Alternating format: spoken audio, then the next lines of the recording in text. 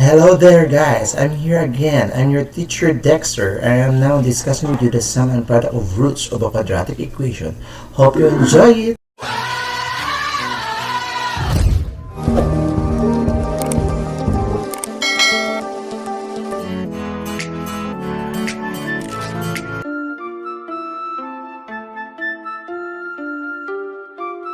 As I discussed with you guys about the sum and product of the roots of a quadratic equation, let's try to understand first the main objectives that we have for this discussion, and that are first, know the sum and product of the roots of a quadratic equation. That's the first one. And the second one is describes the relationship between the coefficients and the roots of a quadratic equation. To extend part of our learning, so we have to apply this one to our example. So let us cite some certain examples from what we have derived.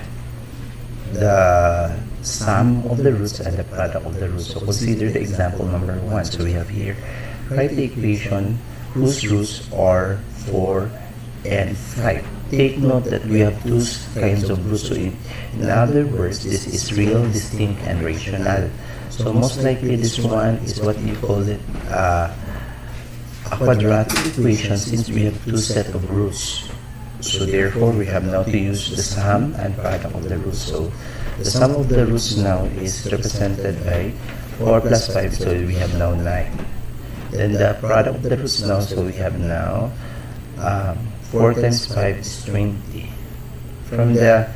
From the equation given, which is x squared minus the quantity r1 plus r2, or the sum of the roots times x plus the product of the roots is equal to 0. So we have now, since what we have is we're going to write the equation, so we have to make use of this formula from the derivation that we have further, or just as I explained that one already previously. Okay, so we have now x squared. Then since we have here the sum of the two roots is 9, so the additive inverse of 9 is negative 9. Then copy the x, and then the product here is 20, so plus 20. Take note that the product is our constant term, while the sum is our linear term, but it's additive inverse. Okay, so let's proceed to example number 1.1, or the next example. What if our given two roots are, the first root is positive and the other one is negative? So we have here 3 and negative 7. So still the same process what we have done here previously. So we have here knowing the sum. So 3 plus negative 7, since they are unlike, so we have here negative 4. The product now is 3 times negative 7, so we have here negative 21. Then, knowing the formula of identifying the equation given the two roots, so we have this, x squared minus the sum of the two roots times x plus the product of the two roots is equal to 0. So we have now claim, then the additive inverse of negative 4 is positive 4, so that is why. So the additive inverse of negative 4 is this, okay, so that's why it became positive. So x squared plus 4x then minus 21 is equal to 0.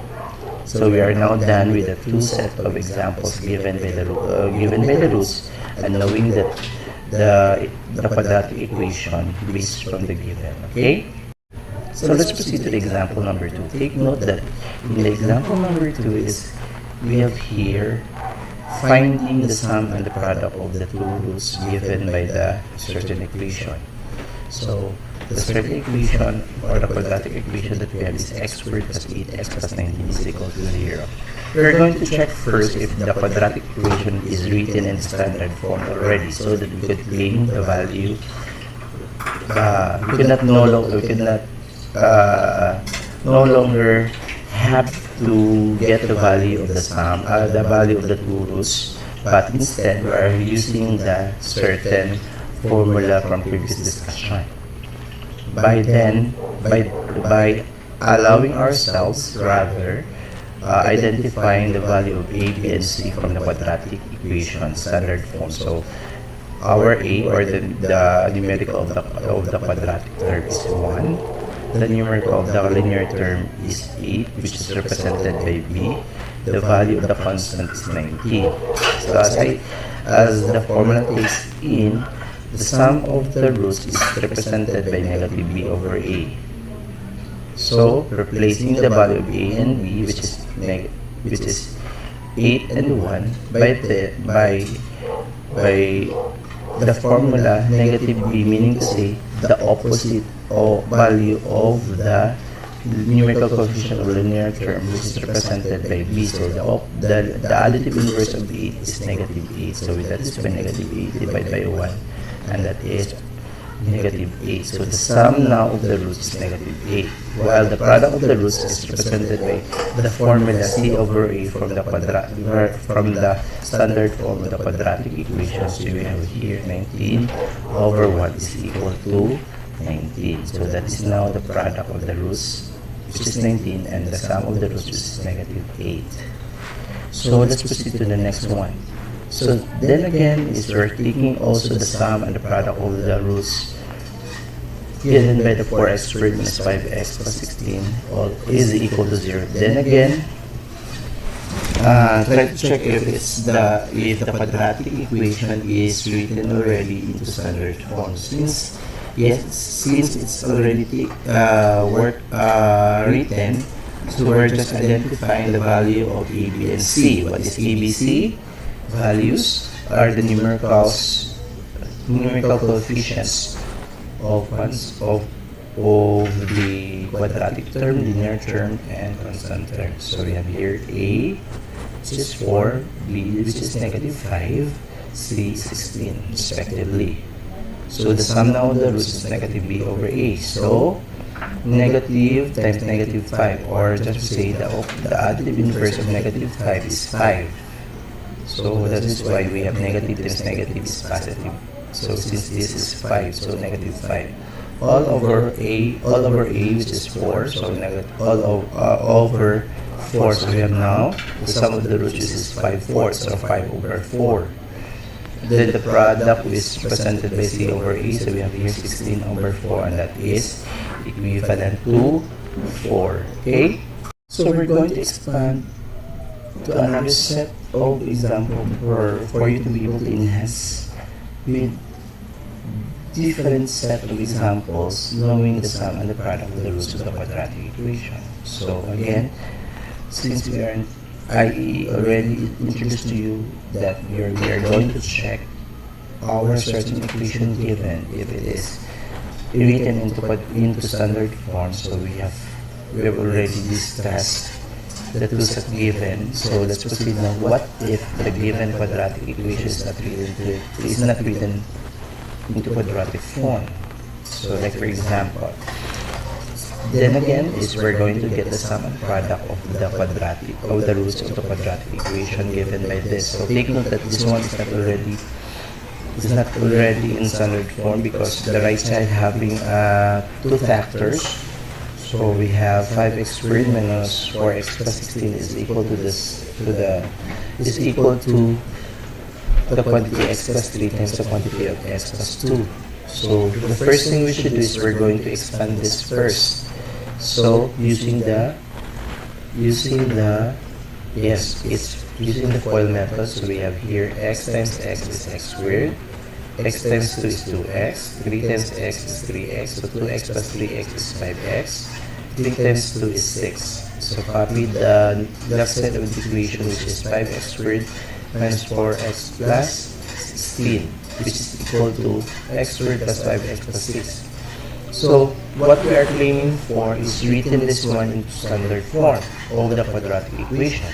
So since the x squared plus 5x plus 6 is in the right side of the equation, knowing the additive inverse for us to transpose that one to the left side, so it became the additive inverse of x squared is negative x squared, the additive inverse of 5x is negative 5x, the additive inverse of 6 is negative 6. So we have now 5x squared minus 4x plus 16, copy this from the previous given, minus x squared minus 5x minus 6 is equal to 0. Then combining like term. So we have 5x squared minus x squared is 4x squared. Negative 4x minus 5x is negative 9x. 16 minus 6 is 10. Plus 10 now is equivalent to 0. So, yes, it is now already in the standard form of the quadratic equation. We could now have the value of a, b, and c. So the value of a is 4, the value of b is negative 9, the value of c is 10. So knowing the sum of the roots, so we have here negative b over a, so negative times negative 9 over 4, which is the value of a. So negative 9, so we have 9.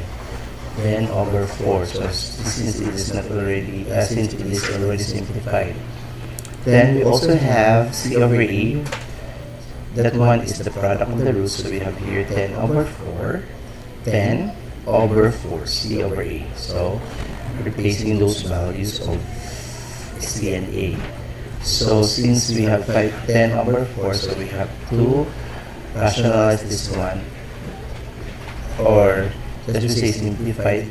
So, the simplified term of the 10 over 4 expression is 5 over 2. Okay? So, as we go through with the concept of the sum and product of the roots, then all we have to do is try to familiarize everything. That the sum of the roots is the negative b over a, the product of the roots is c over a. If we're going to have the, or if we're going to find the value of the quadratic equation based from the two roots, so we have here, we have to make use of this formula. So that is the three things that you're going to familiarize, or just to retain in your mind. Okay, if you don't have any question, just subscribe. Hope you enjoy it. Goodbye. See you again.